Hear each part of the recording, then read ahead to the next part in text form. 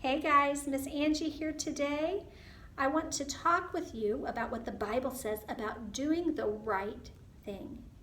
In 2 Thessalonians 3:13, Paul writes, "Brothers and sisters, don't ever get tired of doing the right thing."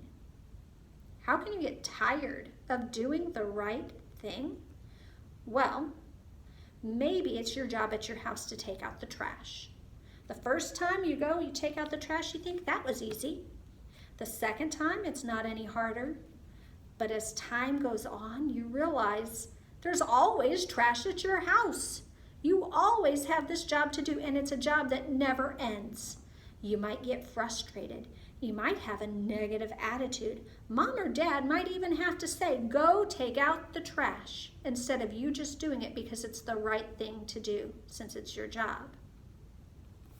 In the Bible, in Matthew 18, verse 21, Peter asked a question to Jesus that kind of reminds me about doing the right thing. Here's what it says.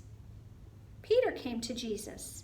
He asked, "Lord, how many times should I forgive my brother when he sins against me? Up to 7 times?" Now, 7 sounds like a pretty big number if that brother is doing the same thing over and over again. Maybe that person has been asked not to do that same thing, and they've been forgiven and forgiven. 7 sounds like a lot. But listen to Jesus' answer.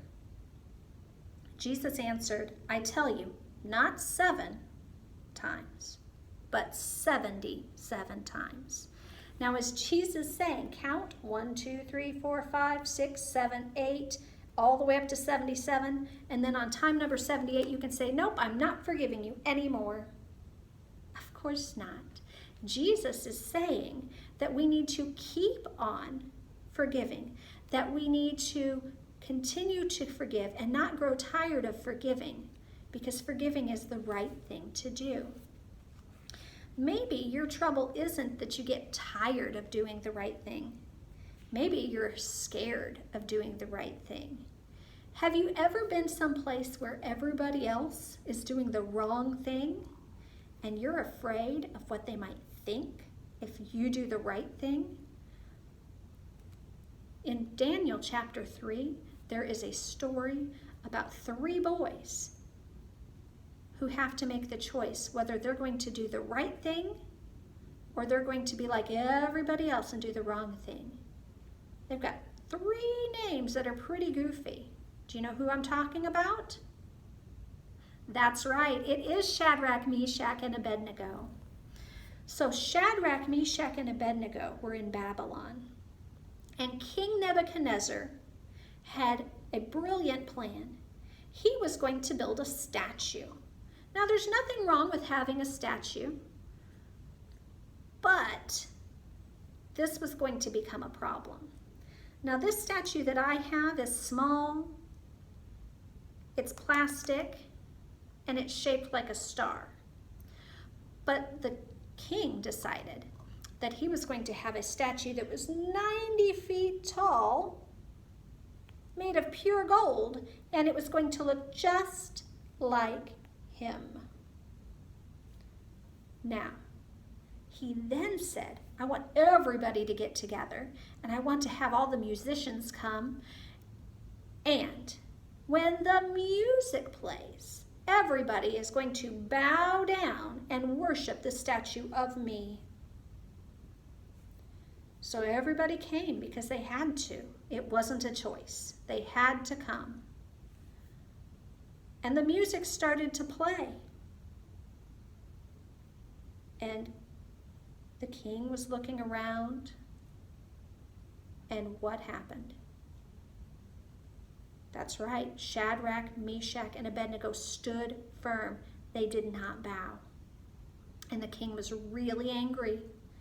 So he had them brought to him, and what did he do? He gave them another chance. He said, "Okay, if you bow down and you worship this statue of me,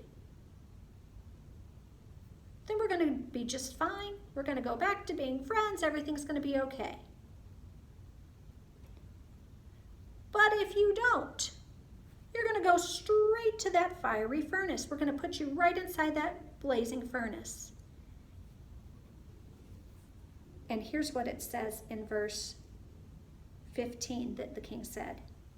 Then what God will be able to save you from my powerful hand? Because the king knew why Shadrach, Meshach, and Abednego would not bow. He knew that they would not bow because God was the only one that they should worship.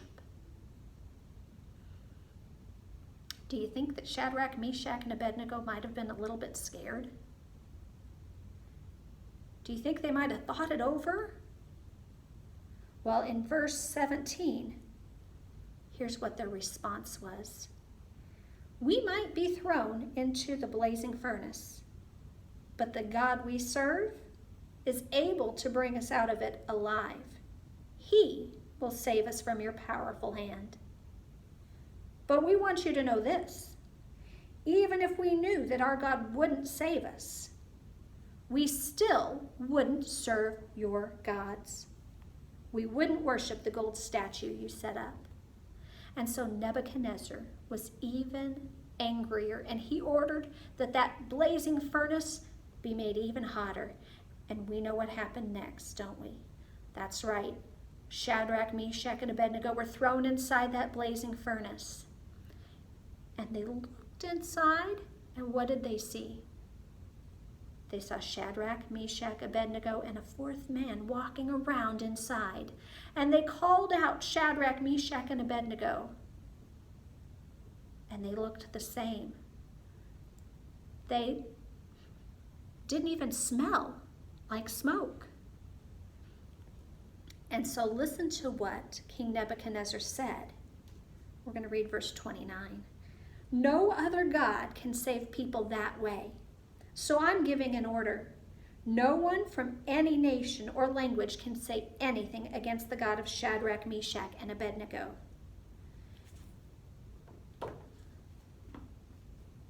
What happened because Shadrach, Meshach, and Abednego did the right thing and they kept on doing the right thing? That's right.